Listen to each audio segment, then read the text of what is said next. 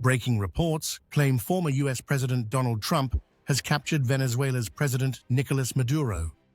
If confirmed, this event could reshape global power dynamics overnight. Regardless of political affiliation, actions involving national leaders always escalate risk. History shows the world rarely stays calm after moments like this. Leadership captures are viewed as symbolic acts of dominance. They are often answered indirectly, not publicly. Venezuela is not a standalone nation on the global chessboard. It is deeply connected to powerful allies. Russia, Iran, and China have all invested heavily in Venezuela. Any move against its leadership echoes far beyond South America. Modern conflict rarely begins with open declarations of war. It begins quietly through pressure, disruption, and retaliation. Today's wars are not fought only on battlefields. They are fought through infrastructure, economies, and civilian systems. When global tension rises, nations look for deniable responses. They seek methods that avoid direct blame. This is where asymmetric warfare becomes dangerous. It targets systems people depend on every day. Electricity is the backbone of modern civilization. Without it, society stops functioning almost immediately. Power grids were never designed for warfare. They were built for convenience, not resilience. An electromagnetic pulse is one of the most effective tools to exploit this weakness. It can disable electronics across massive areas instantly. An EMP does not destroy buildings or cities. It silently disables the systems inside them. Vehicles stop running. Phones go dead. Hospitals lose life-saving equipment. Water and sewage systems shut down. Most Americans underestimate how fragile daily life truly is. We assume systems will always come back online. Government reports have warned for decades about grid vulnerability. Yet little meaningful protection has been implemented. The U.S. power grid remains largely unshielded. It is outdated and interconnected in dangerous ways. One EMP could affect multiple states at once. Recovery could take months or even years. Events involving global leadership increase the likelihood of unconventional retaliation. That is not speculation. It is documented strategy. Military planners understand public panic is more effective than military victory. Fear destabilizes nations faster than bombs. When power disappears, trust in systems collapses next. People panic when information vanishes. The first hours after a blackout are critical. Confusion spreads faster than facts. The first days determine who adapts and who suffers. Preparation becomes the dividing line. This pattern is not new. History has repeated it many times. Ancient civilizations collapsed, not from invasion, but from internal breakdown. Supply chains failed, and panic followed. Many believers look to Scripture during times of instability. The Bible repeatedly warns of sudden national collapse. Prophets described nations falling in a single hour. Commerce stopped, and people were left in darkness. Whether one views these warnings spiritually or historically, the lesson is clear. Unprepared societies suffer the most.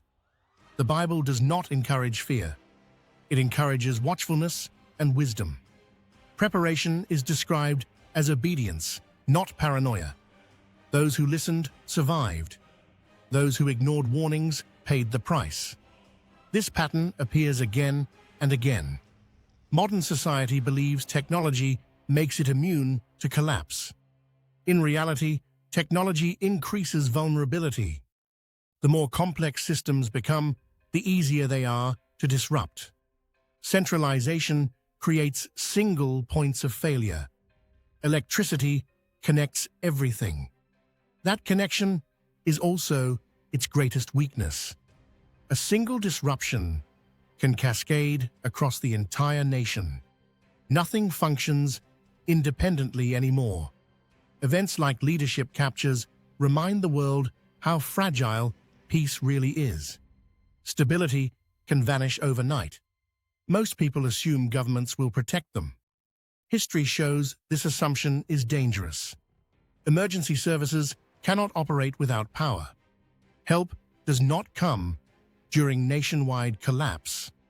When systems fail everywhere, priorities change instantly. Survival replaces comfort.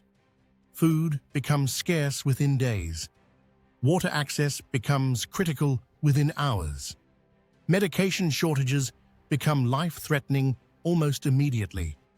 Hospitals cannot function without electricity. This is not fear-mongering.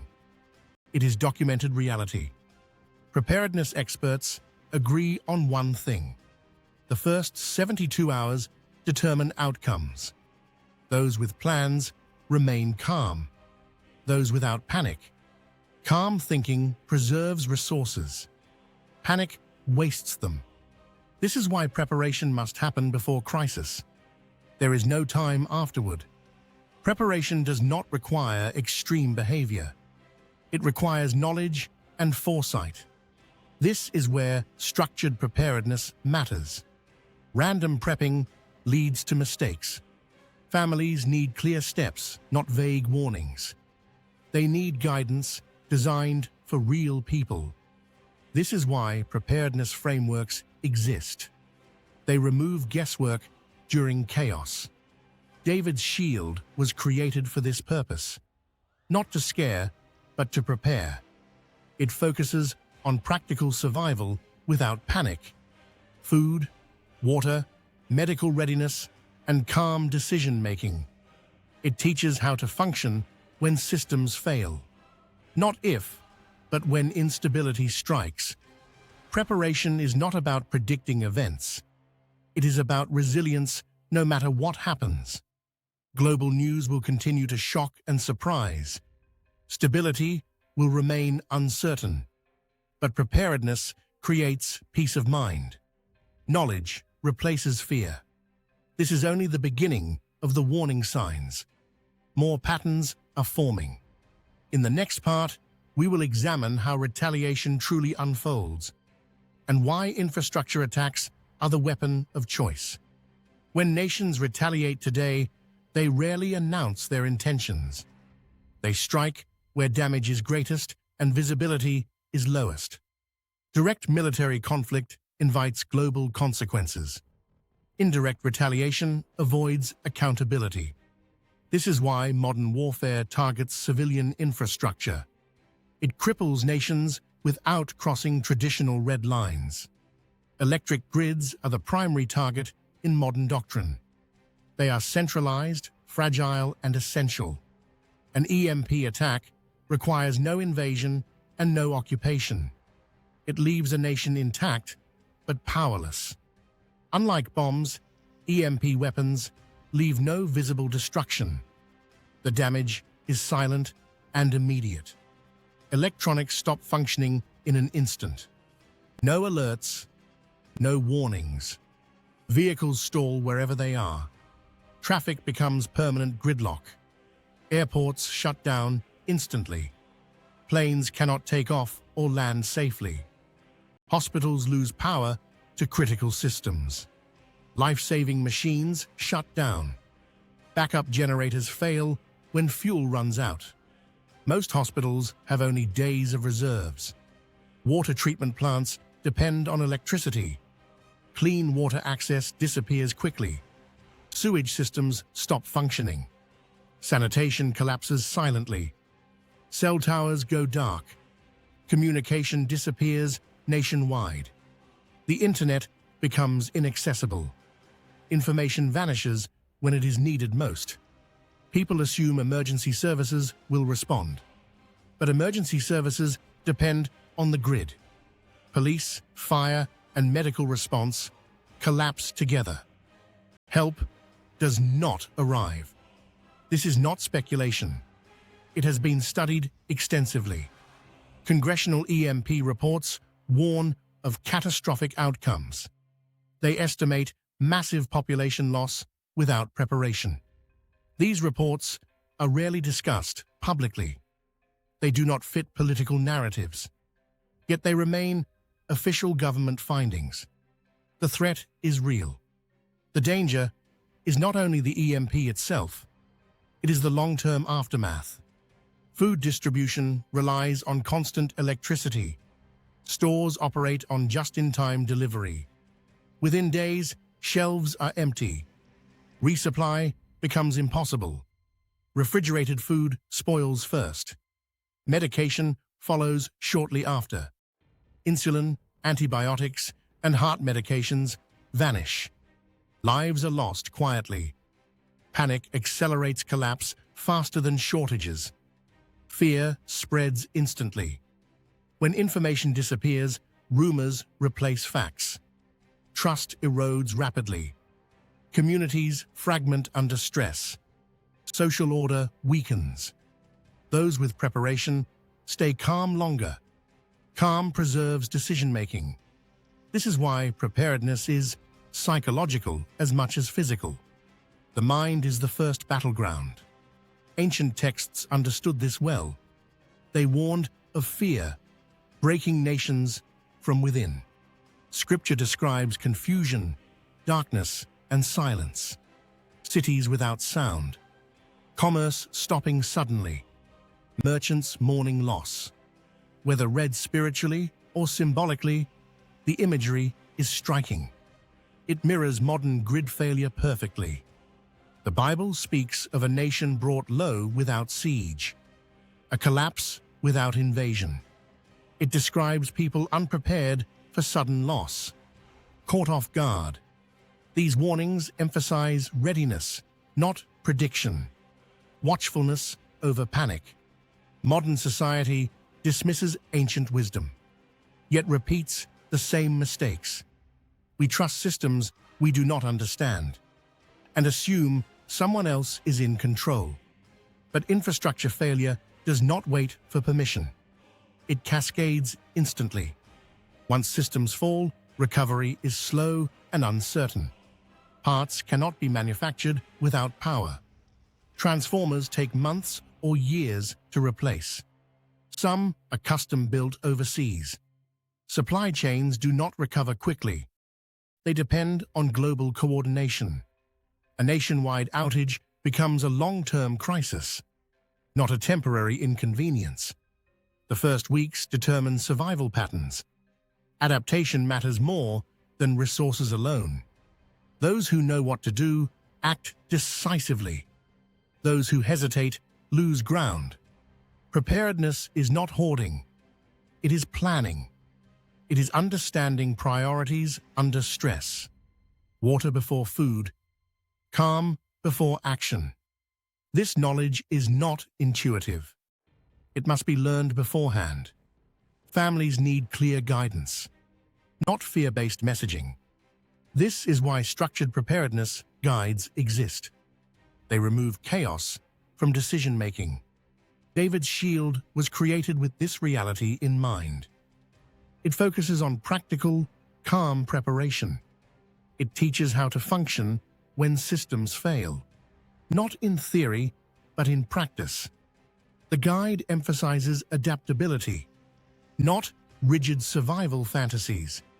It is designed for real households, not extreme survivalists. Food preservation without electricity is explained clearly. Water sourcing is addressed realistically.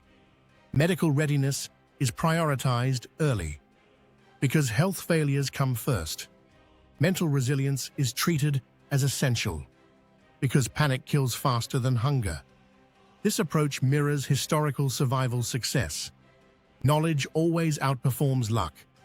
Preparedness reduces fear. Fear clouds judgment. Calm families make better decisions.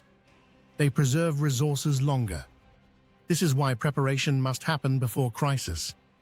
There is no learning curve afterward. Global events will continue to unfold unpredictably. Stability is no longer guaranteed. Leadership conflicts are only one trigger. Many paths lead to infrastructure collapse. Cyber warfare, solar storms, and EMP attacks share outcomes. The result is the same. Power disappears. Life changes instantly. Preparation is the only constant advantage. Everything else is reaction. In the next part, we will walk through the survival timeline. What happens hour by hour after collapse? We will also show how preparation changes outcomes, and why those who plan become leaders. Collapse does not feel dramatic at first. It feels confusing and unreal. The power goes out without warning. Lights shut off everywhere at once. Phones stop working almost immediately. Cell towers fail when backup power runs out. Internet access disappears. News vanishes when people need it most. At first, people assume the outage is temporary. They wait calmly. Within hours, traffic stalls permanently. Cars stop where they are. Gas stations cannot pump fuel. Backup generators fail quickly. Airports shut down. Flights are grounded indefinitely. Hospitals switch to emergency power. Staff begin rationing care. By the end of the first day, fear begins to spread. No official explanations arrive. ATMs do not work. Digital money becomes inaccessible. Credit cards are useless. Cash becomes scarce immediately.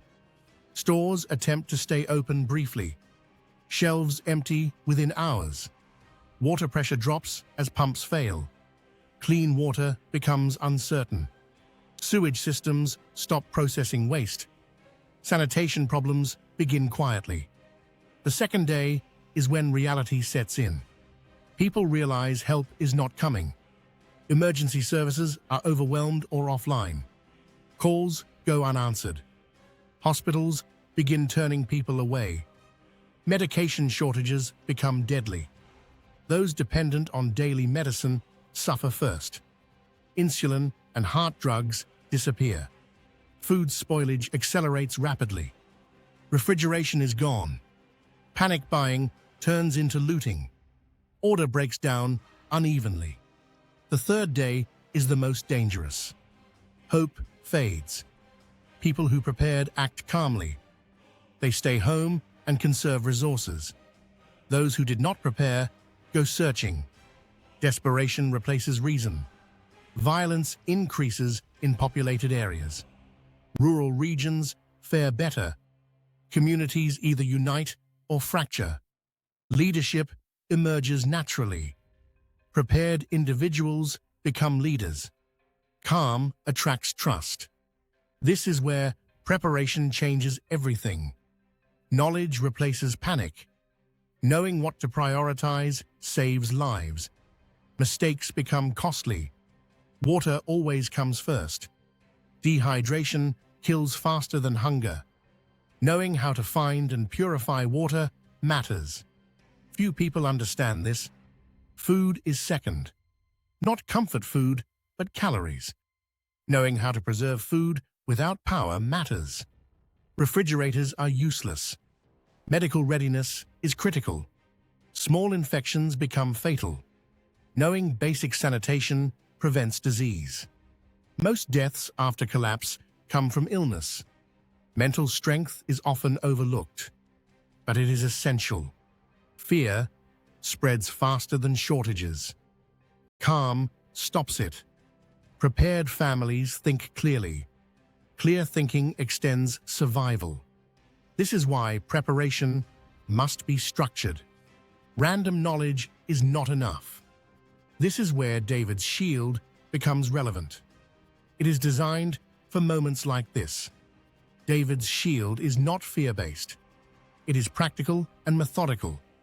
It teaches exactly what to do when systems fail, step by step.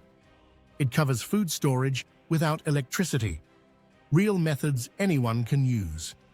It explains how to secure clean water, even in urban environments. It focuses on medical readiness, Before hospitals fail, it teaches sanitation techniques to prevent disease outbreaks. It also addresses mindset, because panic destroys survival plans. The guide is built for families, not extreme survivalists. It does not require expensive gear. It uses common items. It prepares people for EMP scenarios, but also cyber attacks and blackouts. The principles apply to any grid-down event. That is its strength. Preparation is not about hiding from the world. It is about resilience. It is about becoming stable when others panic. That stability spreads outward. Prepared individuals become anchors. They help others survive. This is why preparation is moral responsibility, not selfishness. Scripture teaches stewardship. Being ready protects more than just yourself. Throughout history, those who prepared saved lives. Those who ignored warnings regretted it. The warnings today are louder than ever. Global instability is increasing. Leadership conflicts are becoming more aggressive. Retaliation is unpredictable. Infrastructure remains vulnerable. This is widely documented. Ignoring this reality does not make it disappear. Preparation does not cause collapse. It simply changes how you experience it. Fear versus control. You do not need to believe every prediction. You only need to accept uncertainty. Preparation works regardless of cause. EMP, cyber attack, or disaster. This is why acting early matters. Later is too late. When collapse begins, learning stops. Only execution remains.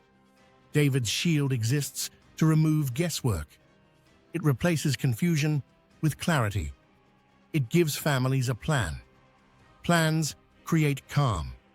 Calm creates survival. Survival creates leadership. The choice is simple but serious. Do nothing or prepare. Doing nothing is still a decision. It carries risk. Preparing does not guarantee safety, but it dramatically improves odds. The guide is available now. It is linked below this video. Education today prevents panic tomorrow. Knowledge becomes priceless after collapse. This may be the last calm moment before instability. Do not waste it. Write this down. Preparation favors the willing.